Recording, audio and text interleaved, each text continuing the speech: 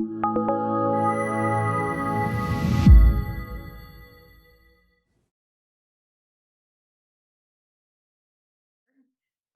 to the conference. We're going to be looking at the workshop today on using 360-degree VR filming in education.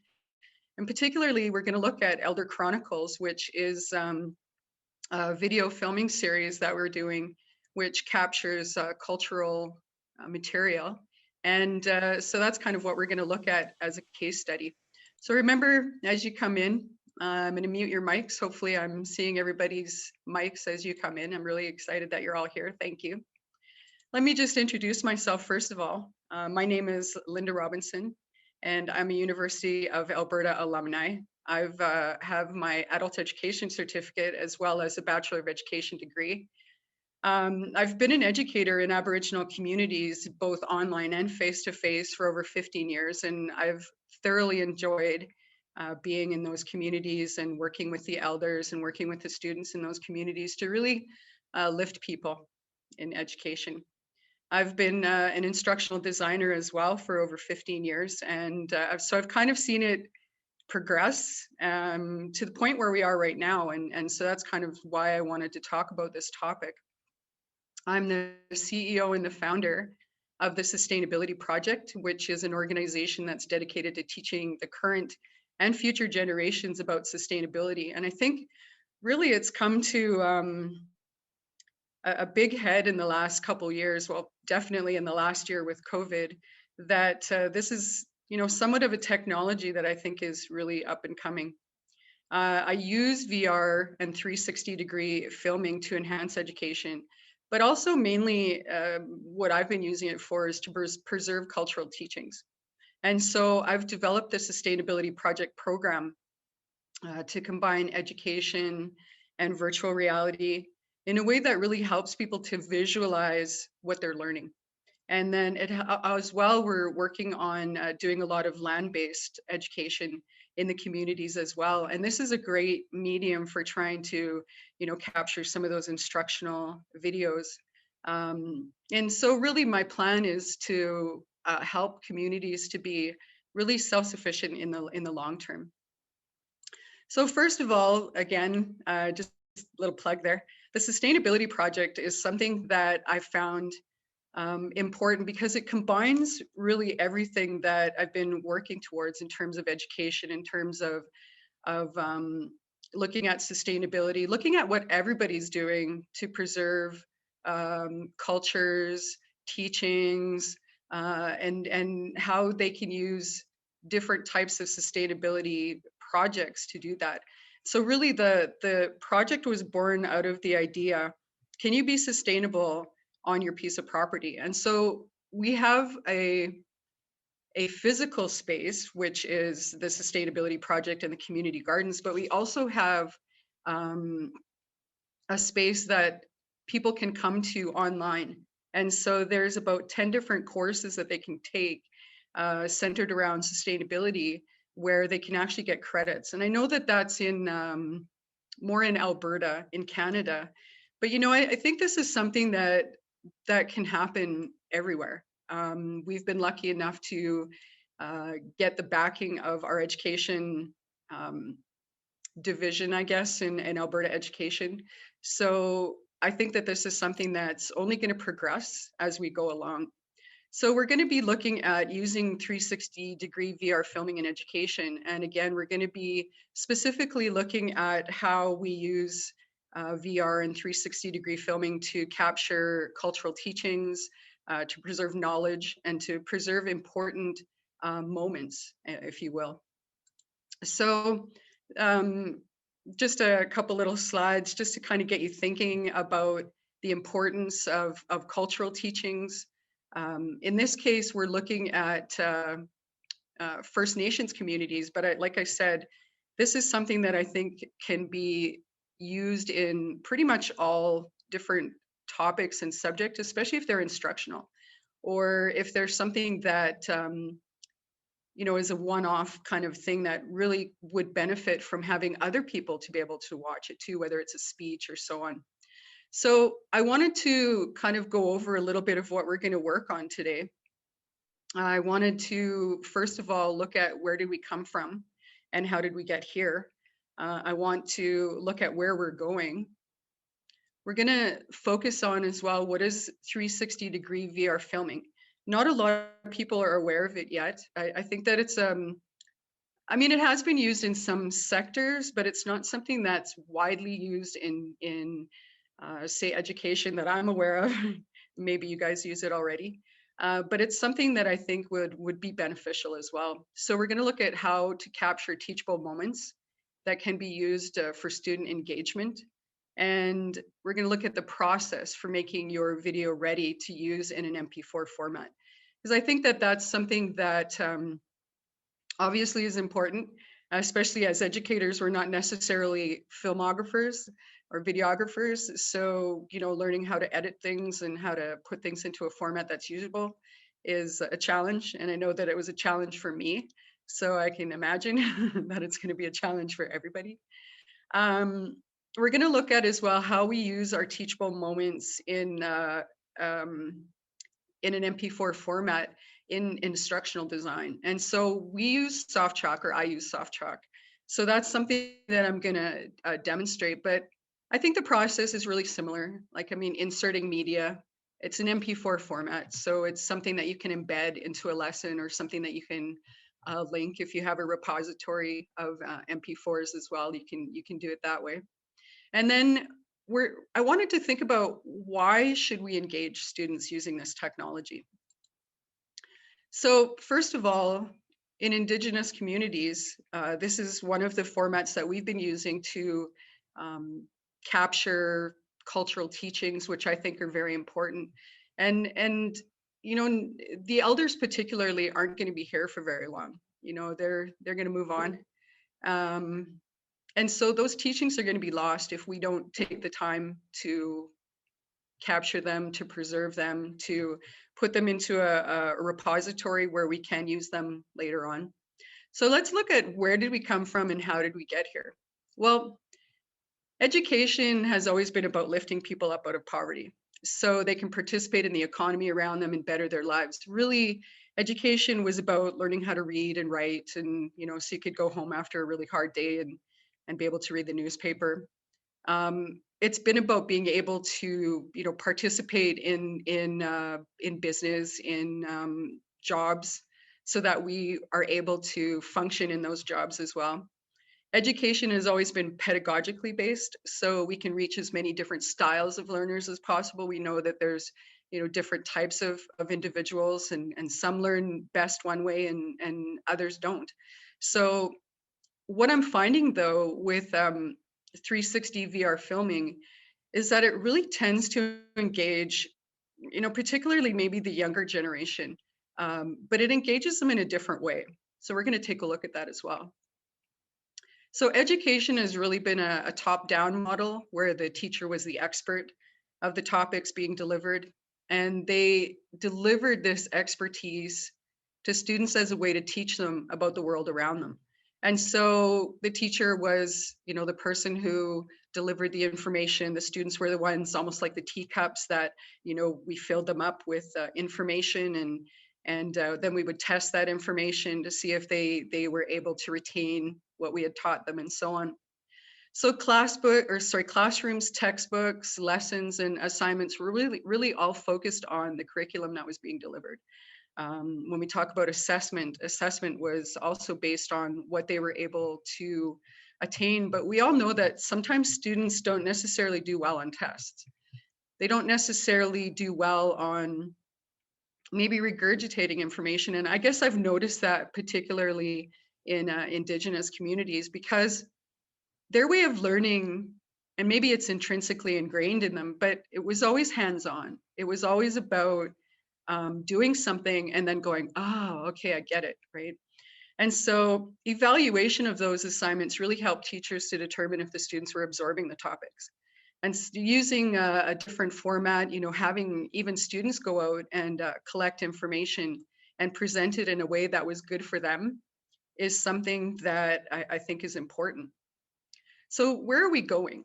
You know, that's an interesting question. I see that technology is increasing. You only have to look at games to appreciate that things are progressing. I mean, back in my day, I don't know if you remember Pong.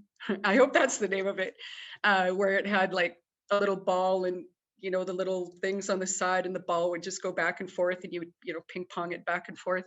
Well, I mean, now games are so immersive that it almost feels like you're there, and so that's really the focus of 360 VR filming is it's to feel like you're really there, like you're part of the scene.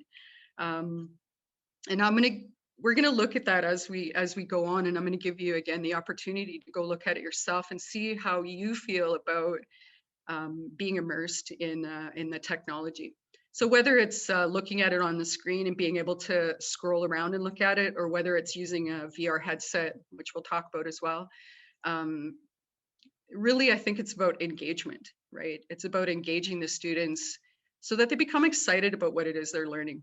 So the future of education, I believe, is going to be more personalized, as the current format allows for a lot of collateral waste. What I mean by that is not everybody is academic. And so when we expect them to achieve a certain benchmark or a certain level, if you will, not everybody's going to make it. And so if they don't make it, they can really feel like a failure. And failure, though, in Indigenous communities is to build courage, but without feeling like a failure. So that's kind of what we're going to go over as well when we talk a little bit about, cultural teachings and how we can preserve that as well. So education is currently organized to recognize that not everybody is going to make it. And so it streams students into various fields based on their interest. And that's become the format we follow. So some students are going to go on, they're going to be, the doctors and the lawyers, and some people might not be. So some students are academic and some students aren't. With this said, though, that all students really deserve to feel fulfilled, effective, and happy with where they're headed. And I think that's really the big focus of it. You have to look forward to life. You have to look forward to what it is that you're doing. And really that's kind of where your energetic drive comes from. If you feel like it's something that you have to do or something that you're forced into doing, it kind of takes away that drive in yourself. But if it's something you have a passion for, then it's completely different there. So we're not born just to work, pay bills, and die. And with the current state of affairs in the world today, particularly, more and more people are recognizing that doing what you have a passion for is important, right? I mean, it's something, again, that you want to do. It's something that will help you to ride the waves. And there's been a lot of waves in the last year, particularly. And I don't know that that's going to be over anytime soon. And so things may look really different after this happens. And so that's kind of some of the things that we're going to have to think about when we think about education and where are we going from here. So aligning ourselves with our passions and finding our place in the world is becoming an important focus for education. And so using the current technology can really help educators to engage students in a way that was previously boring for them. I think I have it in one of my slides up here, but I'm going to, make a point to say that, I mean, I've seen students who really can't sit for any length of time at a desk. They're just like bouncing off the walls. But yet they can sit in front of a computer for hours, gaming and stuff like that. So there's an engagement there that we really can tap into. And I think that that is important as well.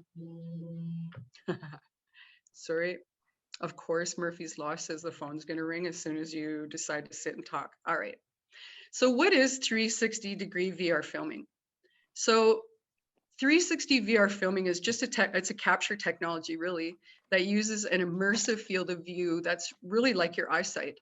And so before, obviously, we had the video cameras, where the video cameras would take, a shot that was very, I call it static. Obviously, it's not static, it moves.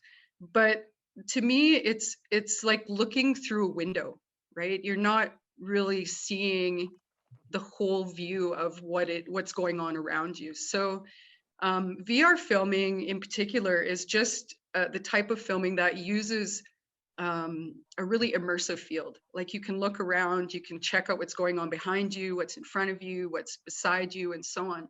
So this format of filming really uses a specialized cameras that capture a full vision experience. And I know that kind of puts fear into the heart of everybody, including myself when I first started using the technology. But it's just like anything else. It's a bit of a learning curve, but it's not a difficult learning curve because we have some of the basis for it already. We kind of understand the concepts of what's going on. This format of filming, while this technology uses headsets to be able to view the environment, the cost is really variant on the headsets that are used. So Oculus type headsets, and we'll get into that here. We'll take a look at different types of headsets and what they're used for, what they can, the different qualities of them, I guess. So the Oculus type headsets are more high definition and very immersive, because what they do is they kind of replace your environment with a whole new environment. Medium quality headsets are still quality, but they may require the student to use a phone to watch a VR video within the headset. So they kind of have to put their own phones inside. And of course, that's really dependent on whether the student has a phone, for one thing, the quality of their phone, all of those sorts of things you really have to think about when you're using medium quality headsets. And then the lower quality headsets are really less expensive, but it's not a very good quality viewing experience. And so it's really important to think about these things before you kind of jump into it, because I think hindsight is everything. And so you might kind of, get some equipment together and then you realize, oh, this doesn't work very well, or, oh, it kind of leaves some students out because they don't necessarily have access to that equipment, kind of thing. So having a class set is pretty important as well. So there's a few platforms that you can use to upload your video to as a repository for use in a course via a link.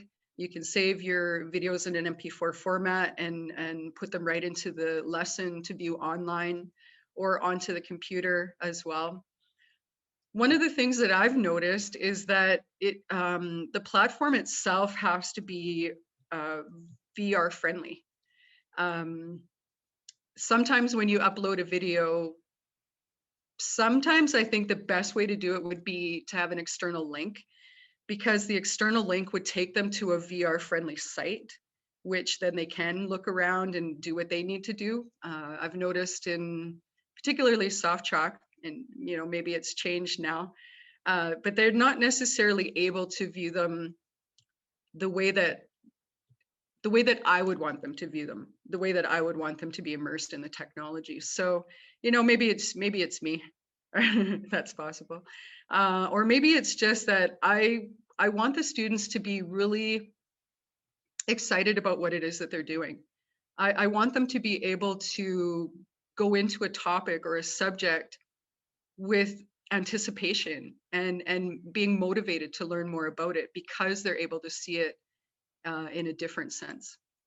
So in terms of hardware, 360-degree VR cameras have evolved significantly. And I'm going to give you some examples here as we go. And so because of that, the cost is less prohibitive. Just like when we first got, our first cell phones, they look like a brick, now they're much better. Now they're a lot cheaper. Same with computers. Computers, you used to have to, I think my first computer was like $3,000. I mean, that doesn't even sound like a lot today, but now for the same computer, I mean, $500. So the cost is coming down, it's less prohibitive, but getting the right equipment is really essential. I know that there's lots of cameras out there that are cheap, but they're also going to give you that cheaper quality of video as well. And so you taking the time to invest into the technology, I think, is really important. So training and time to acclimate to the new technology is vital. You need to kind of give yourself time, not just like, a day. You got to be able to take your time and figure out how to edit your videos, how to even shoot your videos. you get better as you go, right? I mean, the first one, and don't beat yourself up about it, because the very first videos you do are going to be like, not as great, like Pong back in the day. But then as you go, your videos are going to get more and more specific, more and more creative. So, to take the time, I think, is important for yourself as well. And then as you start to use that in education. So studying how 360 VR filming can augment current teaching opportunities is vital to seeing a way forward with the technology. Now, I don't propose that 360 VR filming completely take over education and online design or anything like that, because I still think that there needs to be some time to be able to, sorry, I'm just going to mute some mics here.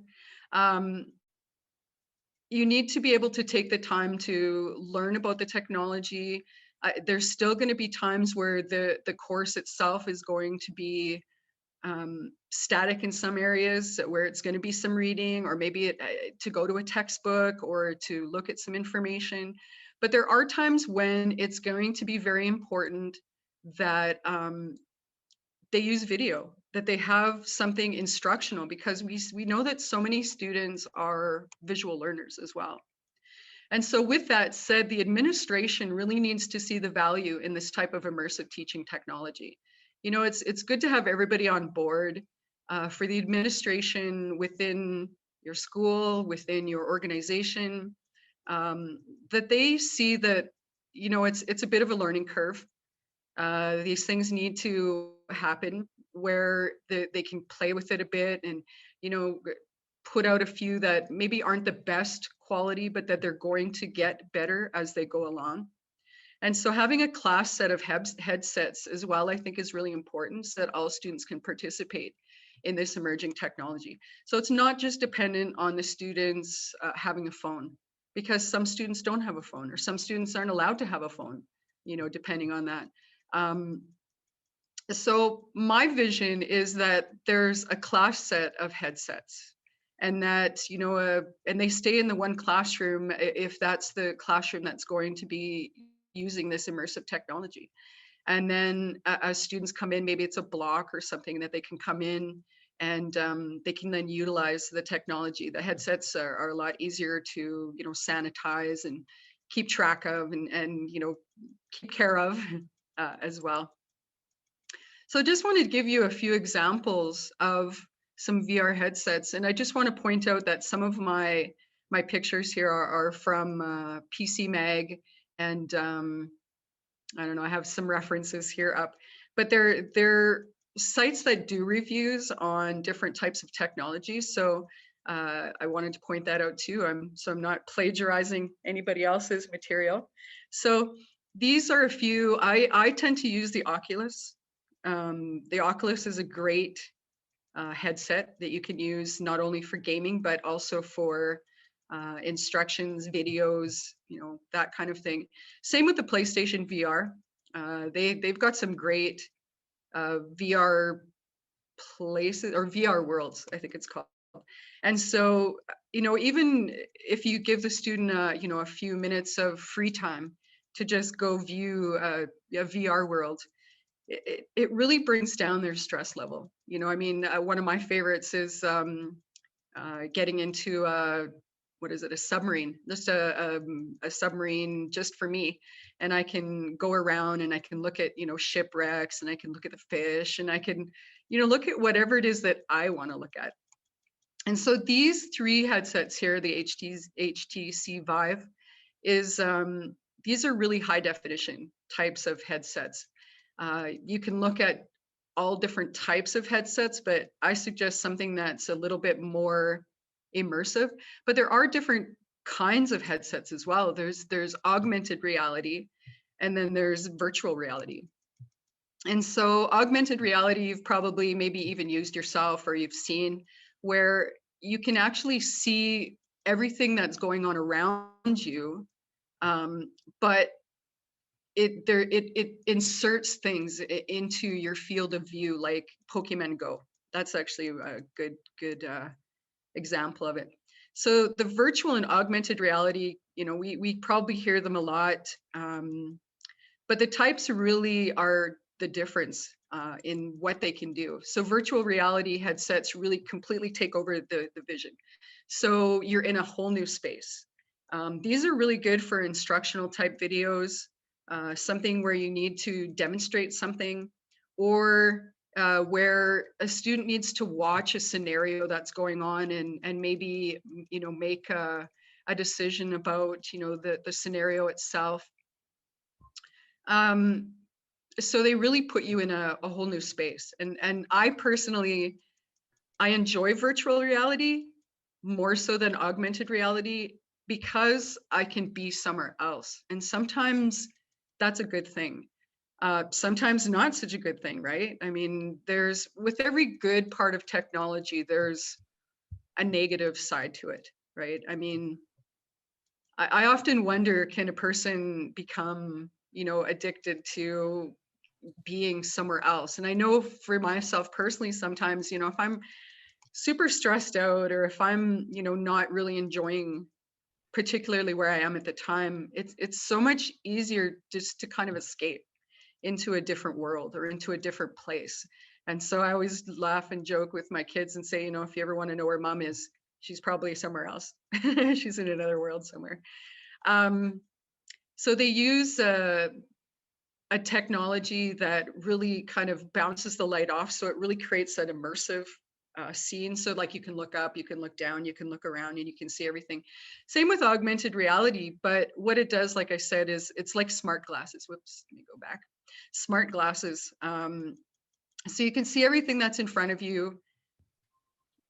And sometimes that's beneficial as well, because we can still be aware of our surroundings, and we can maybe look at information, or we can see things that aren't there, perhaps. So that's the kind of some of the differences there. The Pokemon Go is a technology that utilizes augmented reality, and if you've ever seen that, kids love it. They like searching around with their phones, and they're looking at the field of vision on their phone, and all of a sudden something pops up.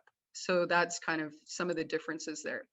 So virtual reality and augmented reality accomplish two very different things in two very different ways.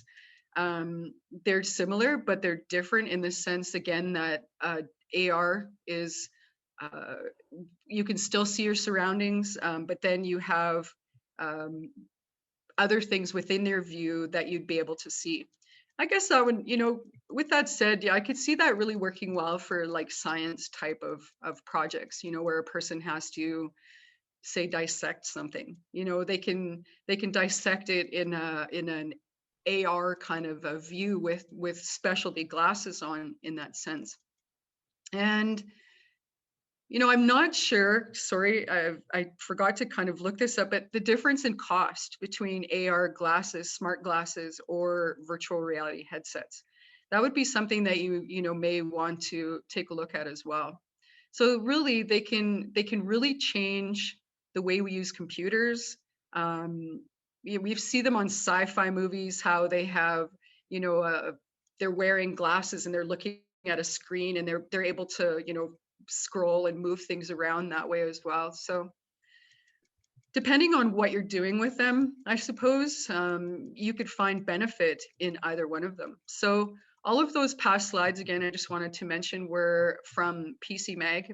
They do some good um, ways of looking at different types of equipment and comparing them. So I wanted to check out those sources because they have kind of the latest sort of stuff.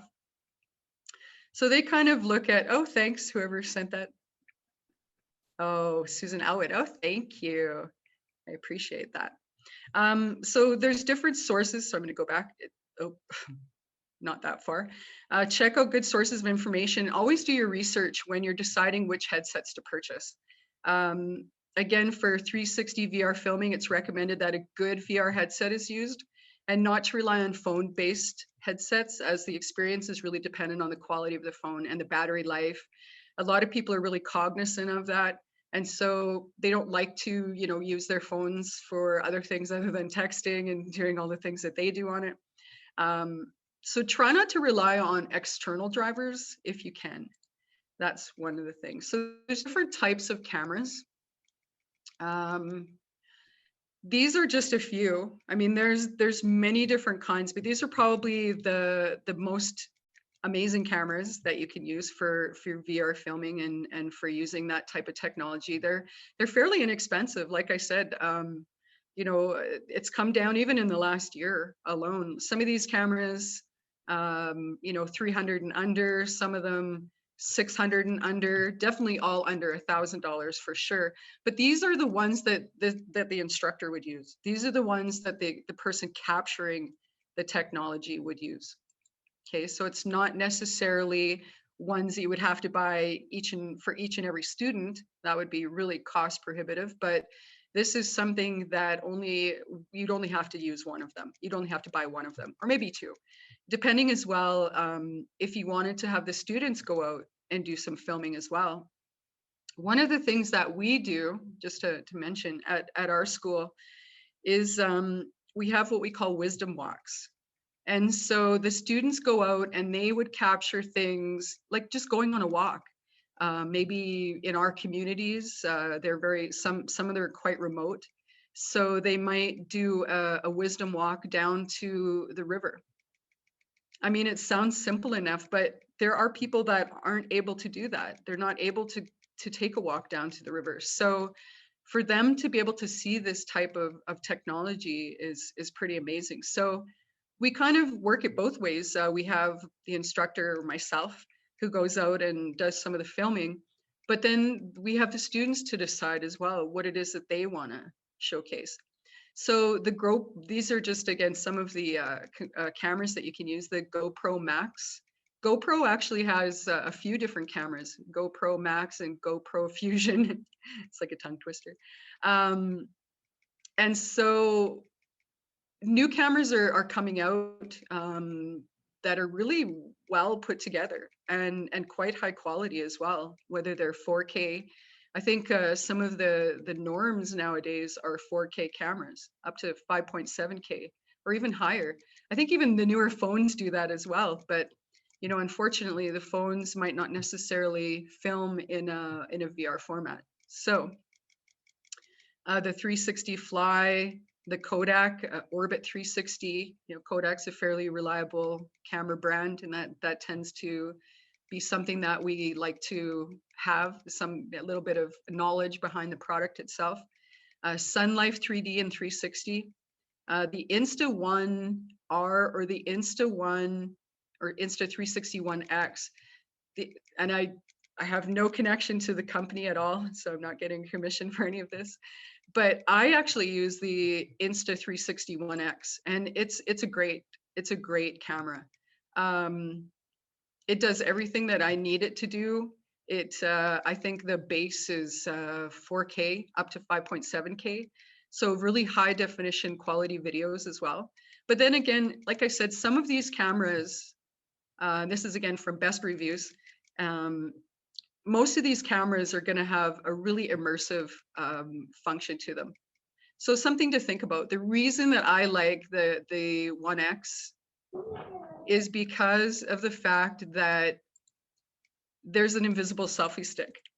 And so when you guys get to go to the VR site that I set up for you, look down, you'll see me, and it'll look like it's a drone following me. Like I'm down there, and just like anybody who uses this camera technology, they're there, but you can't see the selfie stick on it. But when you look at my shadow, then you can see it. So you'll be able to see me without it, and then you'll be able to see me with it in the shadow. So again, this is a technology that I use, and I love it. I love the Insta360. It's really easy to use. It's a good technology that I've been able to use it for. It's got a long battery life. And again, the thing that I think sold me on it was the fact that there's an invisible selfie stick. Like it literally looks like it's a drone following you. And so in the videos that I'm gonna let you guys take a look at as well, there is a mountain climb. And it literally looks like there's just a drone following the mountain climbers. So it's pretty cool. So how can you capture moments? This is something that I wanted to kind of think about or talk about before we get to the maybe, I don't know if it's the fun stuff, but the interesting stuff of going to the VR videos. But you need to decide what moments are best shown in a visual format when you're designing online courses. So, like I said, those types of moments where there's instructional videos or demonstration videos or one-offs like a speech, that's really important. That, I mean, obviously can't be said again. I mean, unless it's recorded, but then you've got an audio. Um, Thinking about what is best to capture is something that you need to think about. And so, like I said, we have wisdom walks, and that's what we call it, where the students go and they film what's important to them. Maybe they one of the things that we filmed is graffiti. I know we were talking about, is graffiti art or is it vandalism? And so, being able to look around and being able to see something like that is, some people will never be able to experience those things. Um, Talking about volcanoes, and nobody is ever possibly going to, well, maybe we'll never will again, but go to the volcanoes in Hawaii. But we're able to, oh, are there price links? Sorry, I didn't see that. Being able to capture those types of moments are going to be preserved for everybody. So not all of the instruction needs to be in a visual format through 360 VR filming. Some can be text, readable sections. Some can be recorded as a video, just a static video or a forward-facing video, really to enhance instruction. So some of it could be textbooks, read pages, 1 and 2, and so on. So not all of it has to be in 360 VR, but the important parts, especially when they're meant to engage students in that way, I think should be considered for VR 360 filming. So capturing moments that should be preserved, such as cultural teachings, I think is very important. Once in a lifetime adventures, special occasions, or instructional videos would all really benefit from 360 VR filming as well. So using either a tripod or an invisible selfie stick, it's really easy to simply record everything in the field of view, because that's really what you do in a 360 video. And then you edit the video to capture the moments that you want to highlight. So not like, take one, go. And so the person would then, talk about what it is that they want to talk about. Whereas in a 360 video, I set up one of the videos that you're going to look at. I set up a video, or sorry, a tripod, as it looks like you're sitting with us. So you're one of the sitting people within the teepee. You get to look at that one. And so you can do it that way. I tend to be really careful with motion videos as well, and we'll talk about that later. But when you want to create an MP4 within your document, once you have a raw video, you can edit it in your favorite video editor, but definitely check that your video editor is able to edit and export 360 VR videos. You don't want to spend all that time editing something and then figure out that you can't, or that it's going to be exported in a flat format or a forward-facing format, that it's not actually going to be saved as a VR headset, or sorry, as a VR video that you can view on a headset. It may take a few times to get the right clip. I know, because I did it. But it's really going to be worth it. And not only that, I mean, each time you kind of struggle through it, trudge through the trenches, it's going to become easier and easier. And you're going to find little shortcuts that make life so much easier when you're using a new technology. So it doesn't really matter what it is, right? I mean, whether you change from an iPhone to a Samsung, or, there's going to be a learning curve, and things might be slightly different, but they're going to be fairly similar, right? And then what you're going to do is you're going to export the video into an MP4 format. And this is just a little graphic here that shows my video exporter. and it shows the export settings and what you're going to name your file as. But you can see down there, it's checked off. It says the video is a VR. And I think that's the important part there, is that you take your time, you edit your video, but you don't want to take too much time and then have it not be in a VR format, right? Or it comes out weird, because it does. It looks odd when it's supposed to be a VR video, but it's saved as a regular format video. Yeah. So Adobe Premiere Pro is a video editor that can edit and export 360 VR videos. And this is a program that I use. Again, it's just basically making sure that you can set it as a VR video. I don't want to fool around with my controls here, but if you look down in the kind of middle of the screen there, there's a little blue icon that's highlighted. I could point to it, but I just don't want to mess with it. And basically that shows me in a VR format. And so really, as I'm editing, I would be able to look around and take some of the view, which way I want the video to start out at, or what I want the students to look at. And one of the videos as well that you're going to be viewing, if you want, it's all up to you what you want to view. The very last video is kind of an example of how you can use VR technology to create hotspots that the students can then, do a test on. I just used two simple examples within this video. I won't give it away, I'll let you look. So that you can answer questions and based on the video itself. So I know that a lot of corporate training uses VR 360 videos because, again, you need to be able to see it, to understand it sometimes. But just like students sometimes need to see things to understand what it is that you're talking about. So I wanted to take a look at how to use your video in design. And like I said, I use SoftChalk as my learning platform there, where I can, not my platform, but where I can actually create the courses that are going to go within the learning platform. We use Moodle. So as a design software, it's pretty intuitive. If you've ever used SoftChalk, you'll know that it's, pretty much as if you would do it on paper. You could add graphics in, just as if it was a Word document. I'm not familiar with Google Docs, but I know that you can also use Google Docs to do the same thing. And I believe that you can also insert MP4s and embed videos into your documents as well. So like I said, there might be slight differences between the different softwares that you can use, but for the most part, they're going to be very similar.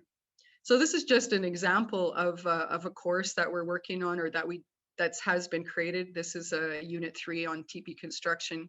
This is just the first lesson on the TP construction itself and how we can. And this is a great video for being able to use for the student learning, right? Because this is something that's very hands-on. This is something that you really need to see. And so we have our blurb at the beginning, right? We have a little bit of the history. We have things that students need to read and things that they need to consider, which I think is really important. Like I said, I don't think that VR 360 videos yet will take over all instruction. But hearing a voice is so much different than reading something. Although we all know that having students learn how to read and write is very important. So having a mixture here is something, I guess, that'll be helpful to the course itself. And so as I go in, maybe at a certain point within the video, or sorry, within the course itself, within SoftChalk, I want to embed a video. I want to add something there for the students to be able to view or to be able to watch. And so you can go in, you can click on Insert Media. You can add whether it's an audio. And again, a voice can probably say a lot more than a text could say. And I think that it creates more of an engaging environment for the students as well, because they can hear the inflection in your voice. They can hear, if you're laughing or if you're talking. Um, and that might be mean a lot to them instead of reading. And I know that sometimes in the communities that I work in, um, reading isn't necessarily a huge thing. um, it's a challenge for some people to be able to read, especially if English isn't your first language. That's something as well that I think is super important. So being able to hear, we're working on a language program right now where students will be able to see a word, they'll be able to read a word, they'll be able to learn how to spell the word, but that still doesn't tell them how the word sounds. And so having an audio within your video, or within your course rather, really can go a long way. So there's a lot of different ways that you can use video. You can just record the audio within your video, or you can show the whole video, or the audio and the video. There's lots of different options. So this is just how I did it. I inserted a video into the course itself. And then now within the course, you can see that this is what it looks like afterwards. But with that said, there should always be a notation by the teacher. It always needs to be teacher led, because they still need to have the instructions of, if they want to view it in a VR format, they can go to this link. Or if they want to see it on a headset version, they can actually go into the browser itself and type that in, and then it asks them for a code. This is in Wanda VR, by the way. And so you would put in a code on your device browser. Now, I don't know how many of you have an Oculus, but I was pretty amazed when I first put an Oculus on, because I was able to just go, wow. I was able to look around, I was able to see things. So I really wasn't where I was before. Maybe that's a little bit of the danger part of it as well, right? Because again, VR worlds might be way more exciting than the world that we're in right now. So, you know. So why technology? Why should we use technology at all to be able to engage students? Well, technology has continuously evolved, as it should. I mean, we only have to look back at our very first, again, cell phones, or even our first computers. The first real computer used in the workplace didn't come out until 1983. And so if you were working in that time before computers came along, you could see how helpful computers became, right? Being able to utilize them, and how far computers have come from the first computers used in the workplace, even before education in that sense. So you kind of needed to be almost a computer programmer to be able to use computers at that point, because they didn't have browsers like Windows. You needed to kind of be able to program, in a sense, to be able to get what it is that you wanted out of the computer. But nowadays, pretty much press buttons, and it automatically takes you to where you want to go, and to what you need to see. But that's because when you press a button, it actually translates that into programming language, and we don't get to see that part of it. But technology, including video technology, has really evolved, and I'm sure that it'll continue to evolve. And so if we don't stay on the wave of what it is that we're doing, we're kind of going to get pummeled by that wave, in a sense.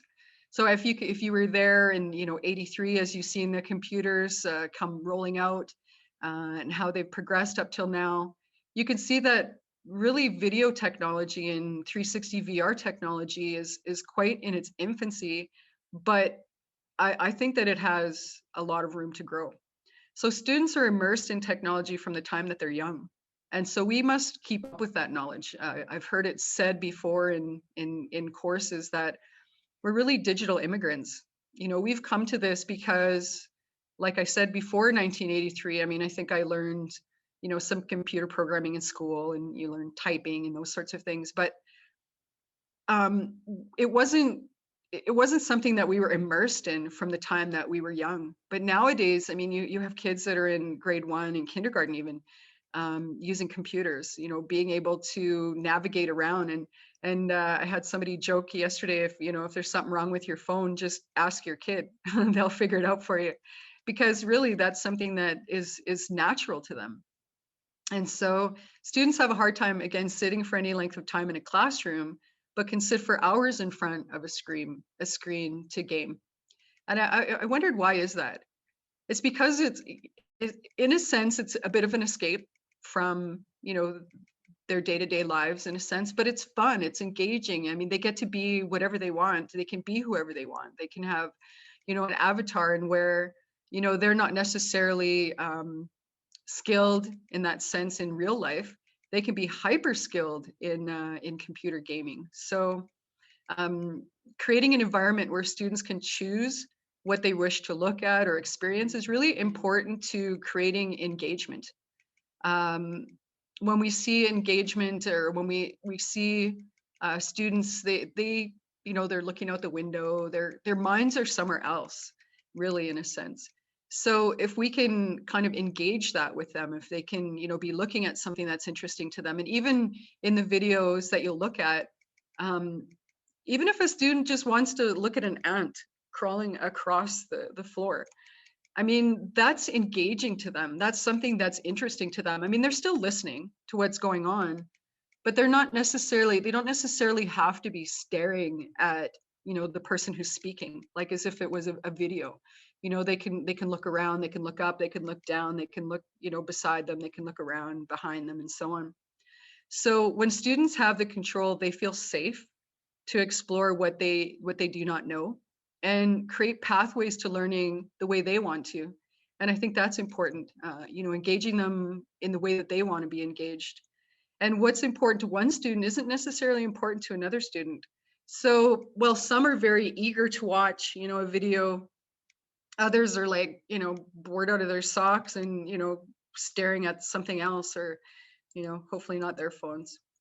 So I wanted to kind of share with you a little bit about how we used 360 VR filming in cultural communities, and particularly the Elder Chronicles is a video series that's been being filmed in a Cree cultural community. And for them, they realize that if they don't capture these important teachings, if they don't think about these teachings themselves, they're going to be gone, especially when the elders are gone, right? The language is going to be gone. The things that are important to them are going to be gone. And so one of the things that I wanted to mention is that Indigenous peoples in general, and I'm sure that it's worldwide, their teachings were very visual. They were very hands-on, and people learned by doing things. And so just like when you look up at the sky, and now when you guys look at the Big Dipper, you're always going to think of this. That's how they held the teachings, because each of the stars in the seven stars in the Big Dipper actually relate to one of the 7 teachings. And so the students were able then to learn from their teachers. Their teachers would sit, they would, talk about the sky. They might point, like this picture is saying, to one of the stars, and they might talk about the teaching related to that.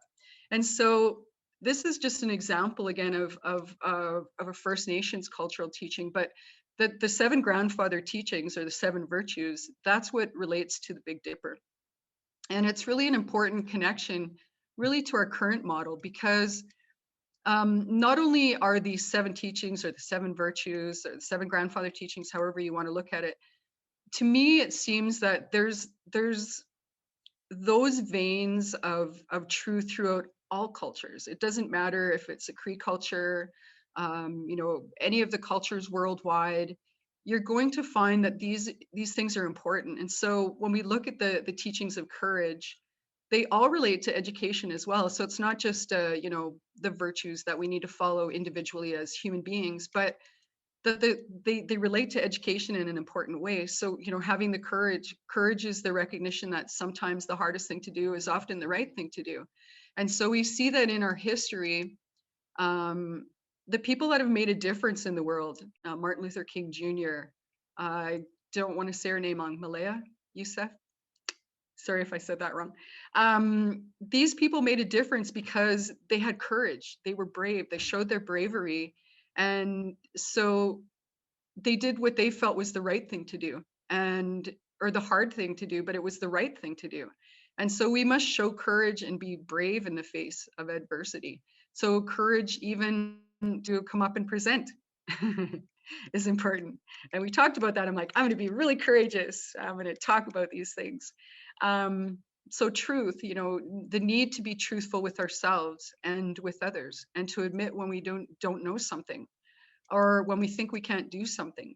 That when others, that's when others make the mirror clear for us, because they see us perhaps um, in a different way than we see ourselves. You know, they may see us as being, you know, leaders, and where we might be completely afraid and completely, you know, concerned with what's going on around us, they see that we're right on track, right?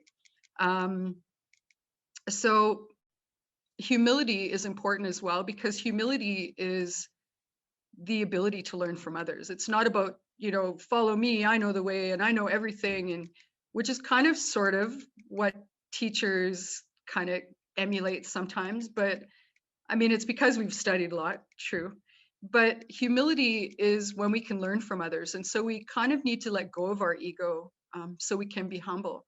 It's those people in our world, I think, that show humility, that seem to be the greatest teachers. You know, they're the ones that let you to find the answers for yourself, and not necessarily um, what they want you to know.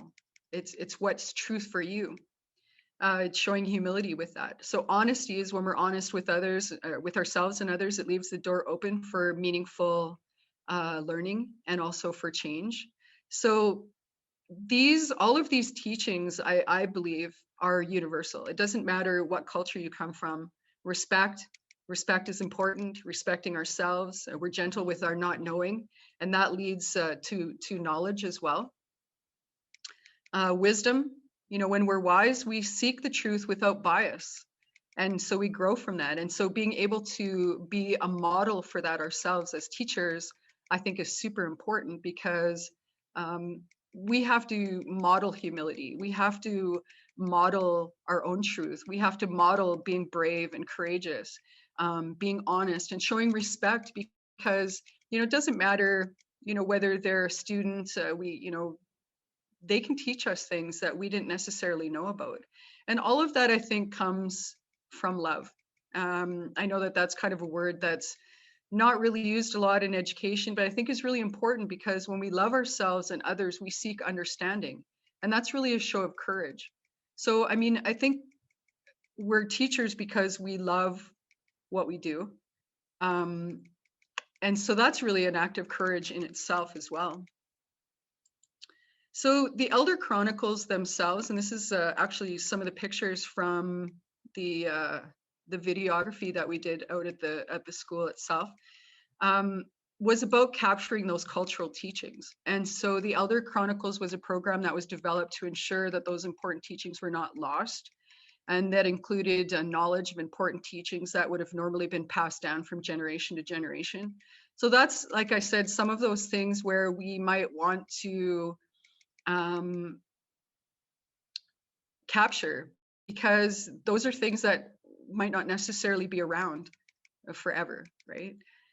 Preservation of elder teachings that were specific to each group. So while we're doing, you know, specifics on the Cree culture, you know, there's so many other different cultures within Canada itself, but around the world, that would benefit from this type of filming and this type of engagement, and not just a forward-facing video, but an immersive video where they can look around and they can, you know, see what it is that they want to see, you know, what it is that they want to look at. And so locally developed curriculum is what we call it here, LDCs. they've been approved by our provincial education authority, like Alberta Education, and that sets a precedent for other important teachings to be certified for credit as well. Now, I don't think that Alberta Education is special in that sense. I think that if you have something important to teach, if you have something important that you want to bring to the table, I think that your local education authorities would be more than open to listening to your proposals about holding on to that information and presenting that information in a way that the students can perhaps get credit for it. We have a system here where students gain credit, and they have to have so many credits to graduate. And with these videos, we went into it hoping that we would get 1 credit per video, that they would be able to watch a video on cultural teachings and get a credit for it towards their high school diploma. What ended up happening is that the Alberta Education granted 3 credits per video. So now with the 6 that we have so far, that's 18 credits. Sorry, I had to use my fingers really fast. That's a good thing I don't teach math. They were able to get 18 credits, and so with all of the next 3 videos that we're going to be creating, that's going to be another 9 credits on top of that they're able to use. And so they're really getting or learning about their own culture, but they're getting credits for doing it as well. So culturally sensitive topics that could then be explored in a face-to-face conversation with knowledge keepers can then be captured in a 360 VR format. Preservation of important member likeness for future generations. I mean, like I said, not everybody's going to be around forever. Once these elders pass, their teachings go with them. So if we're able to capture this type of scenario, then others can say, oh, that's my grandma, or that's my great grandma, or whatever it is that they're watching. Oh, I remember being there. One of the wisdom walks that we wanted to do as we move forward is places like the Head Smashed In Buffalo Jump. It's a place in Canada.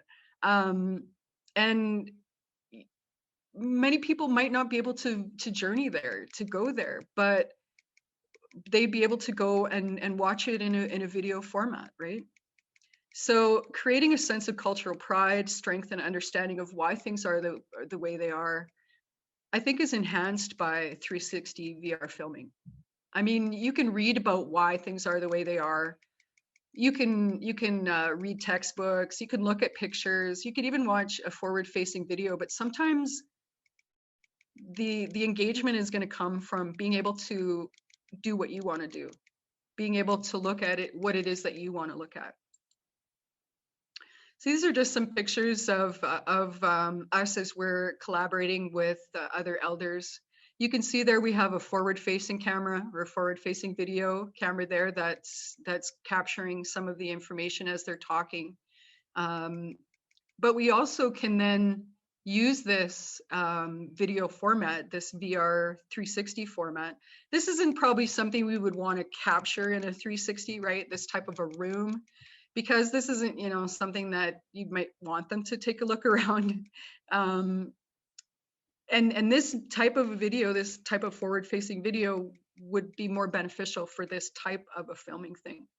But in terms of one of the videos you're going to look at, or some of the videos you're going to look at, you can see how you can look around. You can see how things are done, and really look at what you want to look at. So dynamic videos have been the norm for some time, and they're still relevant. But if you were in the scene, it really creates a whole new level of engagement. So you can watch something like this and it's great. I mean, we can still learn a lot from those videos itself, but I tend to want to look around, like, where am I? What is it that is there that's interesting? So I want to give you some time to take a look at some examples of how 360-degree VR filming has been used in education.